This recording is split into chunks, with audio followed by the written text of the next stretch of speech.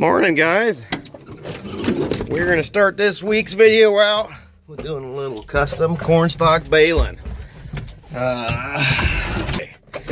So we left you off last week picking soybeans. Well, we finished up the corn, switched over to soybeans, and we moved up to the other farm for Cameron, and he's gonna run there this morning, or at least till I get done baling. Then we'll go back down. And help him out.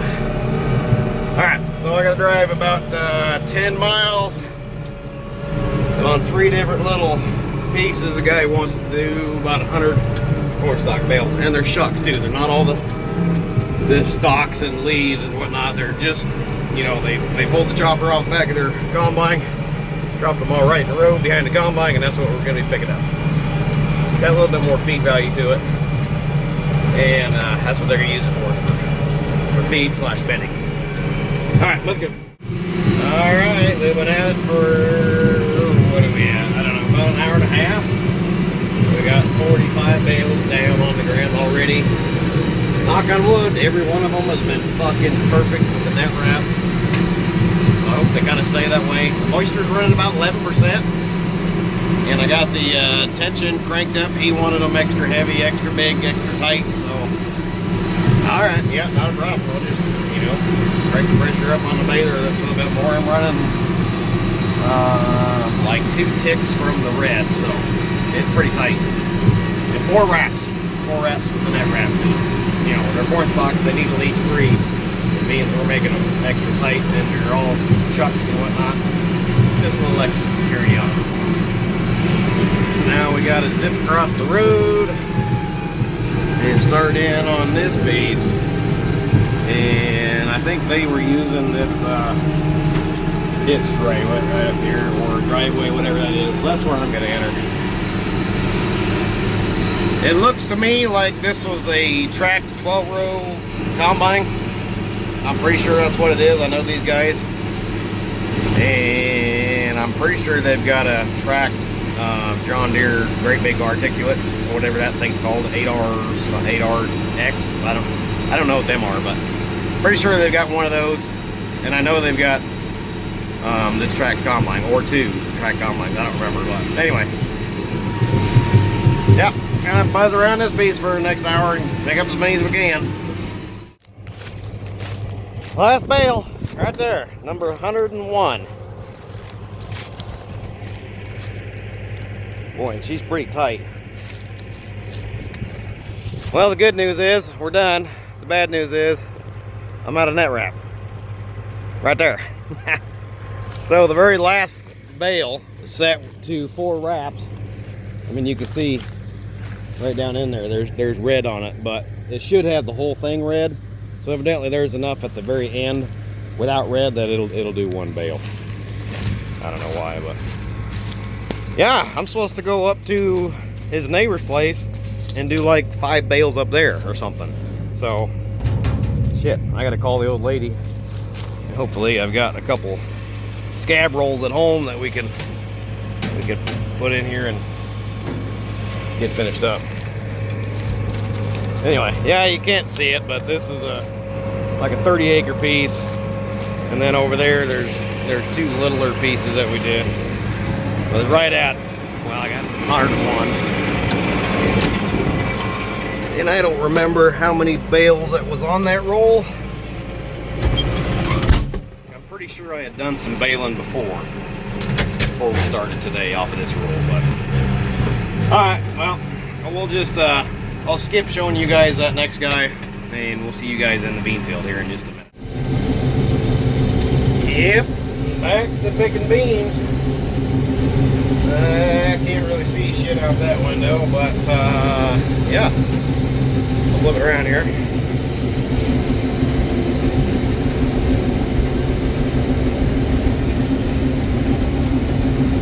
Got a pretty good hole already cut on this farm. Cameron's just been busier than the bee yesterday while we were doing the corn stalks. I think he's just had 1, maybe 2 semi-loads come off here.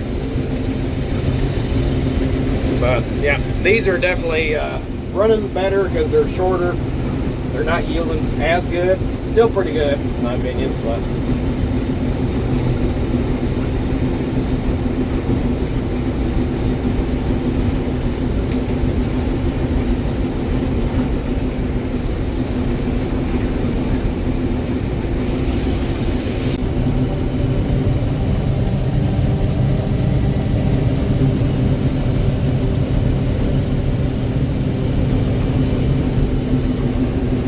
perfect. Got empty just as I got to the end row. Wow. Where I'm supposed to turn around.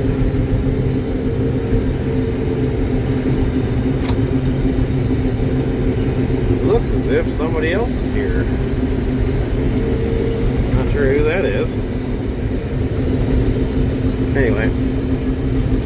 So this farm's got a bunch of terraces in it, which is good. But it makes it a bastard to try to farm this thing straight. Have long rows. Got some terraces going this way, and up front it's got terraces going this way, and yeah, it's a pain in the butt. This ground's doing a lot better than it did the last time I did soybeans on this sucker. He had some pretty big ravines out here, or ditches, or whatever you want to call them, right where we're at here. And it didn't yield very well. So he's doing something right.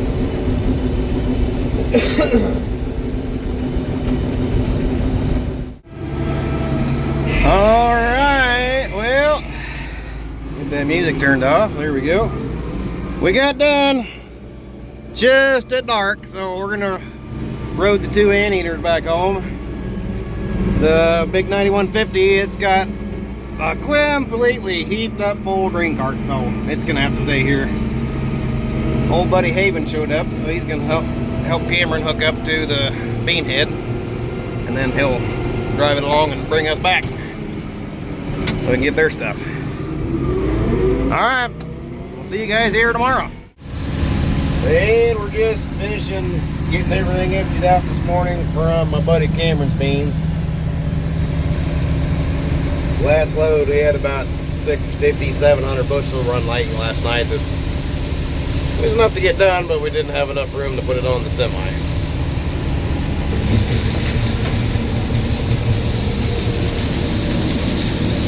There we go. Getting everything cleaned out that we can.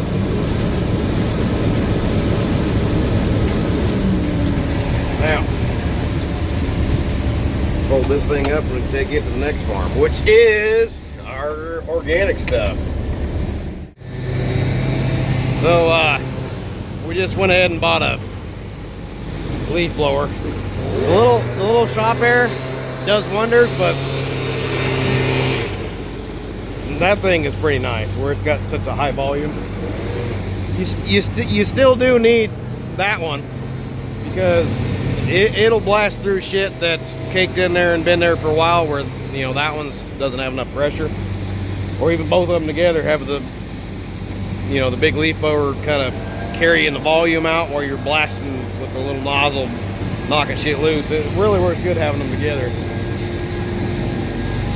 Anyway, so we're doing the main clean out right now. Obviously we're gonna go back to the field here in a minute, put the bean head on, or maybe corn, I haven't decided. Well, anyway, we're gonna go chomp into some organic stuff and do a flush, get everything flushed out of it that's sitting in there, and the little crooks that we can't get out with the blowers. And I'll probably just dump it on the ground. Anyway, it's nice to have the leaf blower because we're getting the majority of everything cleaned out, and we're able to keep the dust chunks from building up, causing potential fire hazards. So that was kind of the main thing. And I'm gonna love using that thing on the baler because that's a lot nicer to clean that out with a leaf blower than it is with with the air nozzle. So anyway, we should be going here shortly. What a freaking mess. Well, we knew they were gonna be. Anyway, I just stopped. We had the little side shield flip off here, and I hear this kind of thumping back here. So coming back here to check it out. A little watching this guy spinning around, and it looks like it's moving a little bit. I said, well, what the heck? Let's crawl around here in the back and see what we can see.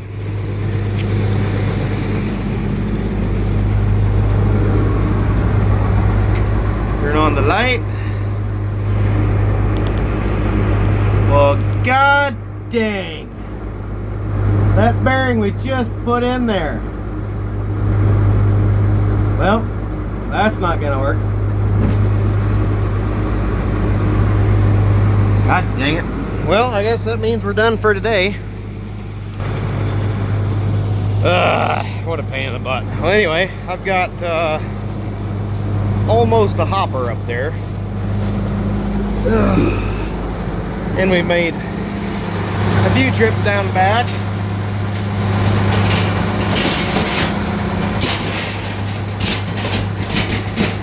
No idea on what the yield is. They're not great. Not near as good as my buddy Cameron's, but I didn't expect them to be. Well, shoot. I was just looking at the radar a few minutes ago, and they're also predicting a tiny bit of rain. I don't think it's going to be enough to do anything, but so I think I'll just leave the head on, and I'll just, there you can see the beans. Oh, cockleburs. Yeah, there's a lot of cockleburs in the end rows right here where I'm at. Kind of why I've been picking and choosing out in the middle of the field where I'm going, because I'm trying not to pick the cocklebur stuff first. But anyway, this all got to go, so whatever. It'd be nice if I had a grain cleaner. We could clean them before they go, because they're going to knock the shit out of me with all them weed seeds in there. So anyway, yeah, I'm going to run this back down to the machine shed. We're going to put it in the shed so those beans don't get rained on if it does rain, because we're going to be a few days probably. I guess I could put them on this blue wagon, that way I wouldn't have to deal with them. Morning. Clayton came down. I got the beans on that thing, and I decided, since the beans are so freaking weedy and whatnot, and they got those wet grass stems in them, that we would just get out the old Sears and Roebuck seed cleaner out of the shop, which I bought like, I don't know, 10 years ago, and it's just been sitting back in a hole in the shop. And I bought it with all the, you know, the grates and the little shivs and whatnot. I mean, they had all of them. It came as a package deal, and it's like, you know, probably 80 years old. I don't know how old it is, but it's in really good shape. And I thought, what the heck, we haven't got that many bushel. I mean, there's like 80 or 100 bushel in there. I said, let's just get that thing out. We'll set it up and see if we can't clean that crap out of them. And so that's kind of what we're doing this morning. So this is the configuration that we've got set up. I think it's really meant to be sat up on an elevated room. That way you don't have to, you know, worry about where they're dropping. Obviously we're dropping them into this little, you know, water tank. We're going to switch that up and either put the water tank in the skid loader bucket or just use the skid loader bucket. But then we're going to dump them in that green wagon, and we'll take that wagon and back it in the shed for now, since I think we're just going to wait on the soybeans, because they're, you know, the grass is what is the main problem. You're getting all this stuff in there, you know, that's kind of the main problem, and I don't want to send those down there. Beans are that freaking nasty, and all them cockleburs. I mean, there's some of the grass seeds and weed seeds that's coming out, and it's doing a beautiful job. And I'll show you here in a minute kind of what it looks like in operation. But just, you know, what the heck, we haven't got that many bushel. Let's just clean them out. And it's pretty fun sitting here watching this stuff go through. All right, so we're gonna get finished set up here, and then we'll video. So here's what we do. We start out, we open this puppy up a little bit. Yeah, see, it's got so much trash, it won't even open up. I mean, we're trying to open it up very fast, but still, it's plugging the grates. So anyway, we fill that guy up. Drag these eyes out. And then fill the little hopper on the top. There's blowing beans down in.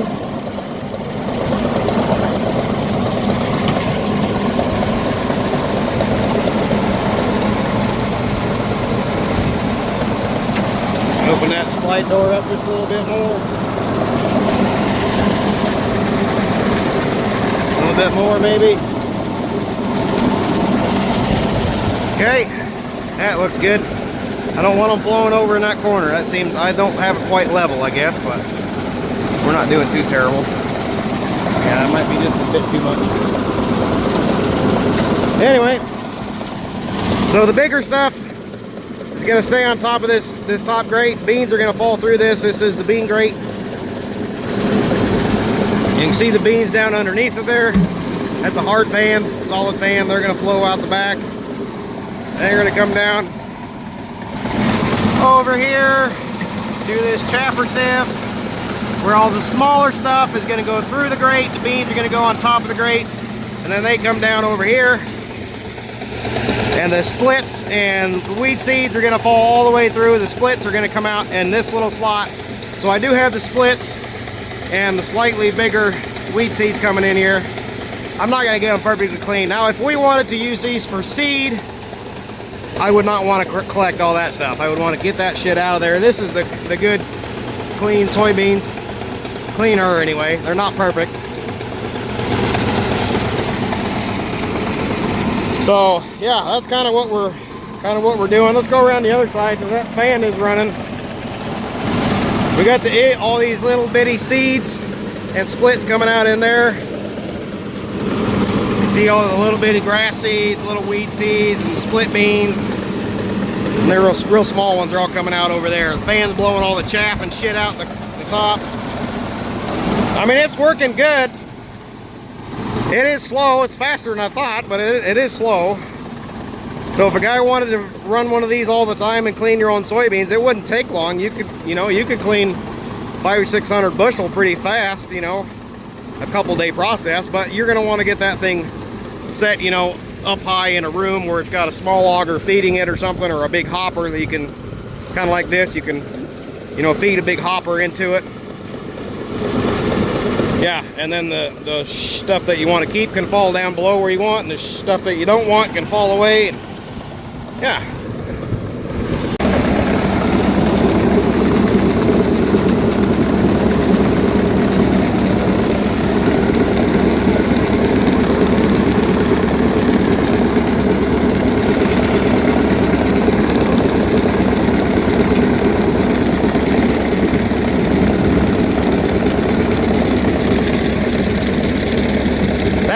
Is number 3,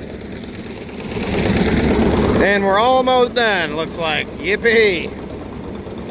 We'll go look in the green wagon here in a minute and show you how much we got done.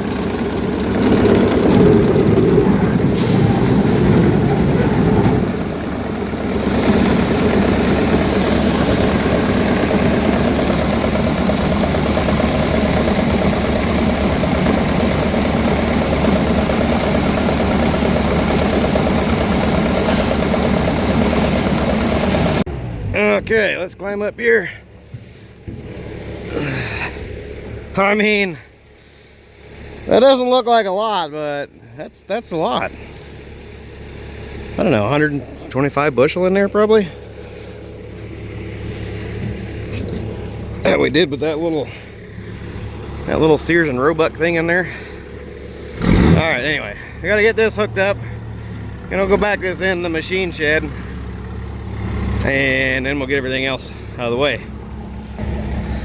So anyway,